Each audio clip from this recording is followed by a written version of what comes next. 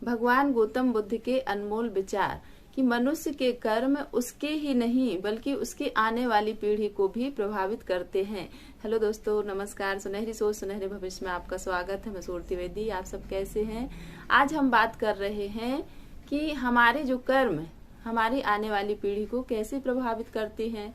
हमने देखा है, यदि हमारे घर परिवार में समाज में कोई एक व्यक्ति कुछ उपलब्धि प्राप्त कर लेते हैं तो पूरा परिवार खुशी से झूम उठता है, बहुत खुशी मनाते हैं, अच्छा लगता है और उसका असर पूरे परिवार में रहता है। और सब परिवार वाले गर्व से कहते हैं कि हमारे बेटे ने बेटी ने यह प्राप्त किया है, उसका मतलब उसे यह काम मिल गया है, कितने नसीब की बात है, सौभाग्य की बात है। ऐसे सभी लोगों पर उसका असर रहता है, खुशी मनाते हैं।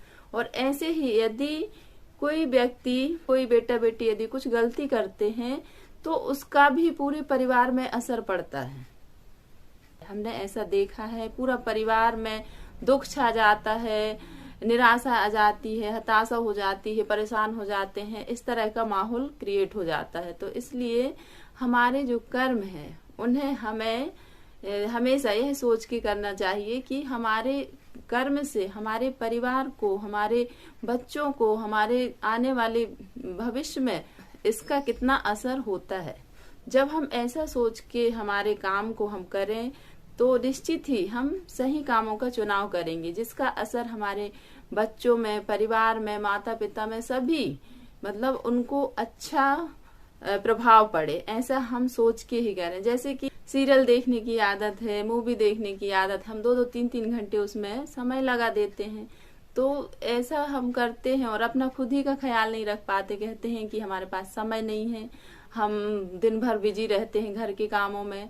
ऐसा नहीं है। जब हम अपने लिए समय निकालने लगते हैं, हम अपने कामों को हम सही दिशा दे सकते हैं। जो हमारे अधूरे सपने रह गए थे, जो काम हमने नहीं कर पाए थे काम के चलते या कुछ जरूरी काम आ गए थे इसलिए, तो अब यदि हमारे पास समय है तो हम वो समय को टीवी मोबाइल में ना देखकर हम अपने रचनात्मक कामों को करके और अपने सपने पूरे कर सकते हैं। और जिससे हमें बेहद ही खुशी मिलती है और इससे हमारे सही काम भी होंगे, हमारे कर्म सही होंगे और उनका असर बच्चों पर, हमारे परिवार पर पड़ता है। तो कितनी अच्छी बात है।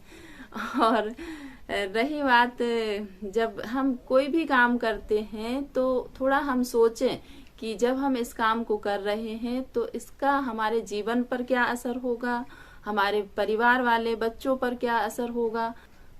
जब किसी भी काम की हम शुरुआत करते हैं तो एक बार जरूर चिंतन करें, मनन करें कि इस काम से करने से हमें क्या फायदा होगा। सर्वप्रथम खुद को क्या फायदा हो रहा है, फिर अपने माता पिता, बच्चों को क्या फायदा होने वाला है, इससे क्या लाभ मिलेगा, कितना सुख मिलेगा, कितनी संतुष्टि मिलेगी, इस बारे में जरूर चिंतन करें।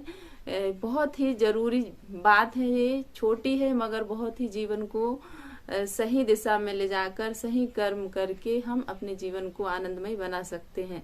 तो जब हम ऐसा सोचते हैं तो हमें जरूर हमारे प्रश्न का जवाब मिलता है कि हाँ यार, हम इस काम को कर रहे हैं तो वाकई में इसके करने से हमें क्या फायदा होगा, क्या लाभ होगा, हमारे जीवन में क्या बदलाव होगा। हम ऐसा प्रश्न करेंगे तो उसका आंसर हमें जरूर मिलेगा और हम निश्चित ही सही काम में मन लगेगा, सही चीजों को करने में हमारा मन लगेगा और हमारा जीवन खुशहाल बनता है।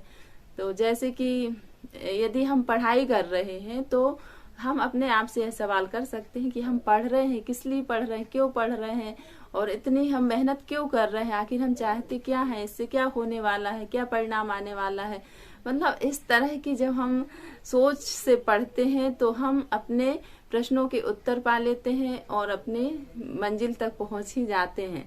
जब हमारा एक उद्देश्य रहता है, किसी भी काम को लेके लक्ष्य रहता है तो हम वहां तक जल्दी पहुंच जाते हैं। और यदि हम जैसे कि एक चिट्ठी है, उसको बिना पते की हम डाल देंगे तो कभी पहुंच पाएगी क्या?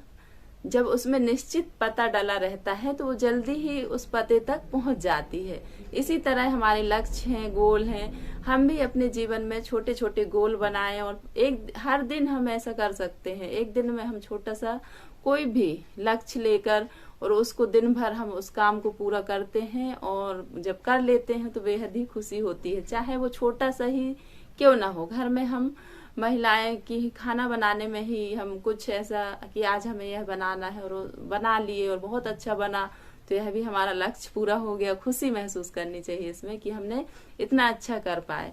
आजकल देखिए, हमें किसी भी काम के लिए यदि चुना गया है, चाहे वो मैं घर से ही शुरुआत इसलिए करती हूँ, अधिकतर महिलाएं हम घर में काम करते करते थक जाती हैं, परेशान होने लगती हैं कि मेरे नसीब में है, कब तक मैं खाना बनाऊं, कब तक यह ये काम करूं, ऐसा करके मतलब पूरे टाइम मुझे ही करना पड़ता है, इस तरह के विचार आते हैं। लेकिन हम अपने आप को बहुत सौभाग्यशाली समझें, बहुत ही अच्छा समझें कि हमें यह काम के लिए चुना गया है। हमारे माध्यम से हम इतने सारे लोगों को अच्छा अच्छा भोजन बनाकर खिलाते हैं, उनका ध्यान रखते हैं, तो यह हमारे लिए बहुत ही गर्व की बात है, गौरव की बात है। ऐसा महसूस करें।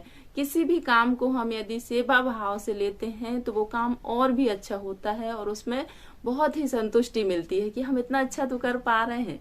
ऐसा जब हम अपने आप से ऐसा कहेंगे, फिर यदि हम बाहर स्कूल में काम कर रहे हैं या अन्य कोई व्यवसाय है, हमारा बिजनेस है, कुछ भी है, तो सभी कामों में हम अपने आप को सेवा भाव से देखें कि हमें यह सेवा का अवसर मिला है, इस सेवा से करने से हमें बहुत ही खुशी मिल रही है और यह सेवा हमें बहुत ही पसंद है। जब हम ऐसे विचार से काम करते हैं तो बहुत खुशी मिलती है, बहुत अच्छा लगता है, बिल्कुल भी टेंशन स्ट्रेस नहीं रहता, एकदम शांत मन रहता है। किसी भी काम को हम पसंद करें, काम यदि हमें मिला है तो उस काम को हम पसंद करें और उसे अच्छे मन से करें तो बेहद ही खुशी मिलती है। ध्यान रखिए, एक छोटे से पौधे में यदि हम बाहरी रूप से उसे पानी देते हैं, उसके पत्तों में पानी सींचते हैं, फल में फूल में ढेर सारा पानी हम दिन भर डालते हैं और वो पौधा जो है उतना प्रभावित नहीं होता उस पानी से, और जब वही पानी हम जड़ में डालते हैं पौधे की, तो वो और फिर हमें बाहर पत्ते फूल में डालने की आवश्यकता नहीं होती। जड़ में पानी यदि चला जाता है तो ऑटोमेटिक ही बहुत सुंदर और खूबसूरत होकर बड़ा होता है, विकसित होता है और बहुत सुंदर एक वृक्ष बनकर तैयार हो जाता है। इसी तरह हमारा जीवन है कि यदि हम बाहरी चीजों पर ध्यान देते रहे, बाहरी चीजों पर, हर चीज हम साफ सफाई में भी बाहर के कामों में ज्यादा की, हम बाहर अपने आप को अच्छा बनाने के लिए, तो यह सब थोड़े समय के लिए रहता है। हम आंतरिक चीजों पर ध्यान देने लगे, जैसे कि अपने हृदय में पवित्रता हो, सेवा भाव हो, दया हो, करुणा हो, ये सारे विचार हमारी आत्मा को पोषित करते हैं और मजबूत बनाते हैं, स्वस्थ बनाते हैं। तो इसके लिए हम काम करें, ना कि हम बाहरी कि हमारा, जैसे अब हम बाहर से अगर कुछ कितना भी कुछ करते रहें तो उतना असर नहीं होता। किसी भी चीज का विकास अंदर से यानी भीतर से बाहर की ओर होता है। जैसे पेड़ों की जड़ नीचे रहती है और ऊपर वृक्ष कितना खूबसूरत बनकर तैयार होता है।